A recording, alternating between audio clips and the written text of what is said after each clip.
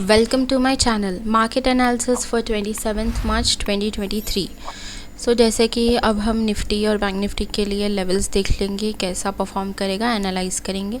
यहाँ ये एक अल्टीमेट सपोर्ट जोन है, जैसे कि आप यहाँ देख सकते हैं। यहाँ बायर्स मिले थे, इसे यहाँ से बाइंग आई थी और यहाँ भी बायर्स मिले थे, यहाँ से अच्छा सा बाइंग मूवमेंट आया है। इसलिए ये है जो अल्टीमेट सपोर्ट है 16,850 से लेकर 16,072 तक।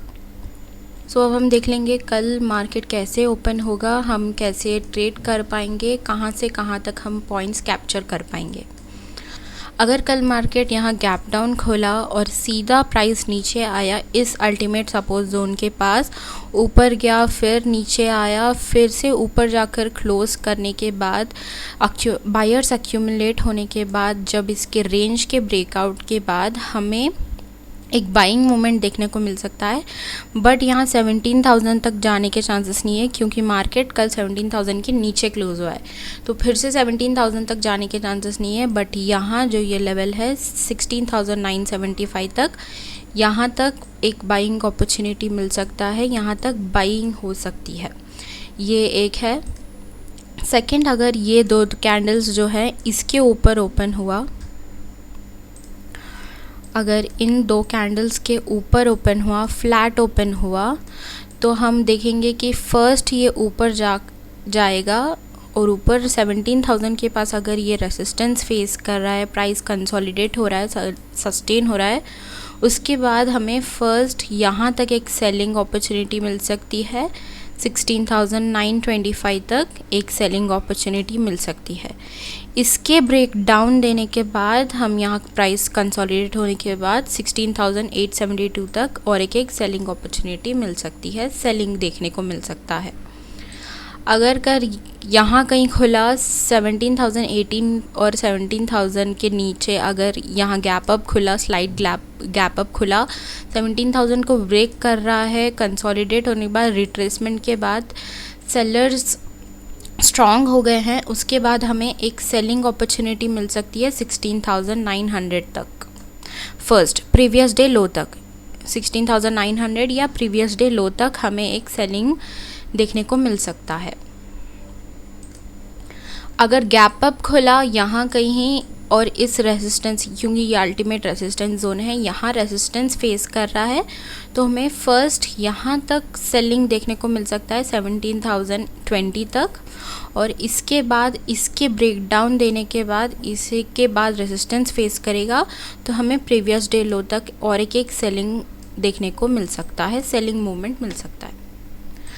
अगर ह्यूज गैप अप खुला यहाँ कहीं इस लेवल्स में, ह्यूज गैप अप खुला, यहाँ देखिए यहाँ मल्टीपल रेसिस्टेंस है, ये एक रेसिस्टेंस हो गया, ये रेसिस्टेंस हो गया, यहाँ प्राइस सस्टेन नहीं हुआ, ये रेसिस्टेंस है। यहाँ मल्टीपल रेसिस्टेंस है। अगर कल gap up huge gap up खुला तो यहाँ मार्केट साइडवेज हो जाएगा, ऐसे हमें ना बाई कर सकते हैं या ना सेल कर सकते हैं। लेकिन अगर गैप अप खुला तो फिर सेलिंग भी हो सकता है, बट कहीं से भी हो सकता है, या तो इस लेवल को रेजिस्टेंस लेगा, या फिर यहाँ से रेजिस्टेंस लेगा, या फिर यहाँ से फिर हमें सेलिंग देखने को मिल सकता है, और या फिर साइडवेज हो जाएगा ऐसे। ये दिन देखिए यहाँ गैप डाउन खुला, यहाँ ऊपर जाकर जब यहाँ से टोटल सेलिंग देखने को मिला है। कल या फिर गैप अप खुलने पर ऐसे हो सकता है, कहीं से भी पलट सकता है, क्योंकि यहाँ मल्टीपल रेजिस्टेंस है, या फिर साइडवेज हो जाएगा। निफ्टी में हमें ऐसे सिनारियोस में यहाँ देखेंगे, निफ्टी में हम ऐसे सिनारियोस में ट्रेड करेंगे और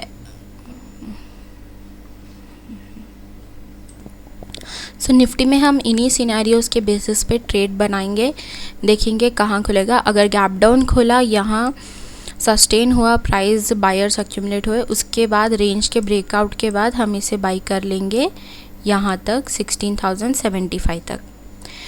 इस लेवल को गैप डाउन खुलकर इस लेवल को ब्रेक डाउन देगा 16,850 को, और रेसिस्टेंस लेगा, सेलर्स स्ट्रॉन्ग हो जाएंगे, तो 16,750 तक जाने के चांसेस हैं। अब हम बैंक निफ्टी देख लेंगे कैसा परफॉर्म करेगा और क्या लेवल्स हैं।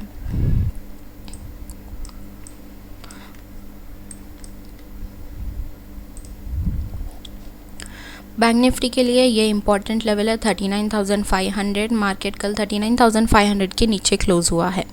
सेकेंड, यहाँ एक अल्टीमेट सपोर्ट जोन है, बाई जोन है और इम्पॉर्टेंट लेवल 39,000 भी है। और यहाँ रेसिस्टेंस जोन है, सेल जोन है 39,730 से लेकर 39,770 तक। 40,000 इम्पॉर्टेंट लेवल है। देखिए, अगर कल मार्केट फ्लैट ओपन हुआ, यहाँ फ्लैट ओपन होने के बाद 39,500 को अगर रेसिस्टेंस लेगा, यहाँ सेलर स्ट्रॉन्ग हो जाएंगे तो हमें एक सेलिंग अपॉर्चुनिटी मिल सकती है, सेलिंग देखने को मिल सकता है। फर्स्ट यहाँ प्रीवियस डे लो तक, इसके ब्रेकडाउन देने के बाद सेलर स्ट्रॉन्ग होगा। कंसोलिडेट होने के बाद हम 39,000 तक फिर से एक सेलिंग देख सकते हैं। अगर गैप अप खुला 39,500 तक, 39,500 के ऊपर, तो 39,650 लेवल जो इम्पॉर्टेंट लेवल है, यहाँ से हमें एक सेलिंग देखने को मिल सकता है। अगर यहाँ सेलर स्ट्रॉन्ग हो गए, प्राइस कंसोलिडेट हुआ, इसके बाद हमें यहाँ इस रेंज के ब्रेकडाउन के बाद हमें एक सेलिंग देखने को मिल सकता है 39,500 के नीचे से लेकर प्रीवियस डे लो तक।